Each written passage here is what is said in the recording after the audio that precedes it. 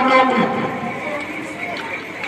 الحمد لله رب العالمين، والصلاة والسلام على رسوله الكريم، أما بعد، فأعوذ بالله من الشيطان الرجيم.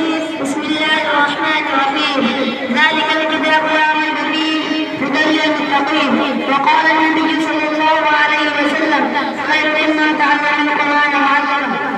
الہی رونق اسلام کے سامان پیدا کر، الہی رونق اسلام کے سامان پیدا کر، دلوں میں مومنوں کے اوپر قرآن پیدا کر. صدر محترم اسٹیج پر رونق اپنے پروانی دی اور آج کے مجلس میں میرا موضوع سبق دنیا کی سب سے پاکیزہ اور مقدس کتاب قرآن پاک ہے. ہمیں چڑھتے سورج کی طرح یقین ہے کہ اس کا ایک ایک حرف سچا اور صادق ہے. وہ قرآن پاک جس کے بعد جس کی زبان مقدس، بیان مقدس اور جو وضاحت و بلاغت کا ٹھاٹے مارتا سمندر ہے، جس کے متعلق ارشاد ربانی ہے. قرآن میں کتاب ہے جس کے صادق اور بڑا ہونے میں کوئی شک و شبہ نہیں، جس کے بارے میں انسانیت صلی اللہ علیہ وسلم نے ارشاد فرمایا: تم میں سے سب سے بڑا شخص وہ ہے جو قرآن سیکھے اور سکھائے. دعا کیجیے خدا ہم سب کو قرآن پاک کی دولت سے مالا مال فرمائے. نوجوان دوستو، قرآن پاک رب الجلال کی طرف سے عطا کرنا وہ عظیم ہوتا ہے کہ جس نے 23 برس کی قلیل مدت میں پورے عالم میں وہ اطلاع برپا کر دیا. بڑے سے بڑے فقہاء، علماء، ادباء اور شعراء حیران و شگفتہ رہ گئے، جس کی آیتوں کو سن کر پتھر نہیں ہو گئے. وہی وہ قرآن ہے جو رہتی دنیا تک انسانوں کے لیے سلام کا ہدایت و رحمت ہے. وہی وہ قرآن ہے جس نے رسول کی رسالت میں اعجاز بخشا. وہی وہ قرآن ہے جس نے پر ملکوں کو تازگی بخشی. ہاں، وہی وہ قرآن ہے جس کی برکت سے جنت و شیاطین کا آسمان پر جانا بند ہوا. وہی وہ قرآن ہے جس کی برکت سے زمین و باہر نشانیاں نہیں لگ گئے.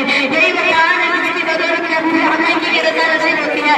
یہی وہ قرآن ہے جو سچائی اور ایمانداری کا درس دیتا ہے. یہی وہ قرآن ہے جس کی برکت سے حضرت عمر فاروق رضی اللہ عنہ کو ایمان نصیب ہوا. یہی وہ قرآن ہے جس نے قرآن کے درجے میں پھنسے ہوئے انسانیت کو رشد و ہدایت کا پیغام سنایا. یہی وہ قرآن ہے جس کا نظیر پیش کرنے سے ساری دنیا عاجز و کافر ہوئی. یہی وہ قرآن ہے جس کا مثال پیش کرنے سے عرب کے بڑے سے بڑے وسیع و بلی اور خاندانی کا دعویٰ کرنے والے لوگ گھومتے پھرتے.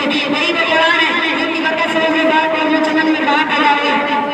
مگر حضرات، آج بھی اس نازل دور میں حفظ کلام اللہ کو فضول سمجھا جاتا ہے. اس کے الفاظ کو منافق میں بنایا جاتا ہے. کہا جاتا ہے کہ اس کا رٹنا اور اس کا بھی سامنے پڑھنا بھی سود ہے. افسوس سے افسوس اس قرآن پاک کے بارے میں ہمارا یہ بیان ہے جس کے بارے میں شاید صاحب تھا تاجدار مدینہ محمد رسول اللہ صلی اللہ علیہ وسلم نے ارشاد فرمایا: اقرأ ورتقب ورتل كما أمرت ترتل في الدنيا فإنما أنزل قیامت کے دن حافظ قرآن سے کہا جائے گا تو قرآن پڑھتا جا اور جنت کے درجوں کو چڑھتا جا اور ٹھہر ٹھہر کر جیسا کہ دنیا میں ٹھہر ٹھہر پڑھ کہا کرتا تھا. بس تیرا مقام ٹھکانا وہی ہے جہاں اللہ آپ کو دیکھو. دعا کیجیے گا اللہ تعالیٰ ہم سب کو کامیاب زندگی عطا کرنے کی توفیق عطا فرمائے.